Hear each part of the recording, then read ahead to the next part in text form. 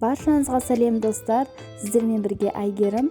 Бүгін сіздермен осындай өте керемет әрі тез дайындалатын шелпектің түрін көрсететін боламын. Міндетті түрде жасап көріңіздер. Сіздің шелпектер осылай үлпілдеп, ауызда еритін болып шығады.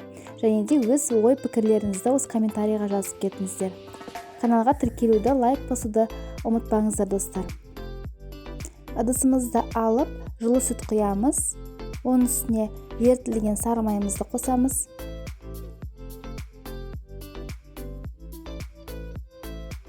Және де қант, тұз және де кішкене ас содасын қосамыз. Мөлшерлердің барлығын осы видеоның астында жазылып тұрады достар. Енді барлығын араластырамыз.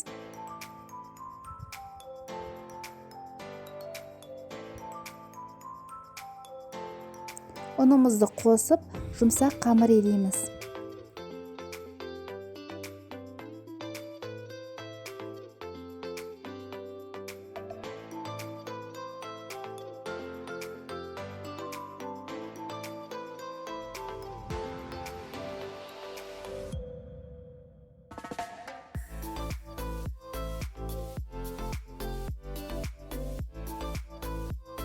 Енді жұмсақ қамырымызды бетін жауып 15-20 минутқа демалдырып қоямыз.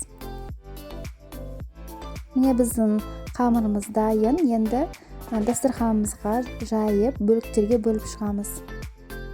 Шамамен бір 7-8 бөлікке бөліп шығыңыздар.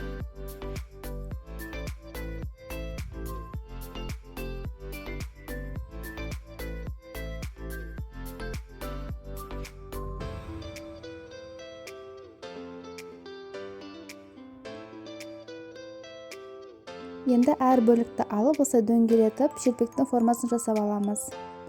Дастарханымызға осылай жұқа қылып жайыңыздар.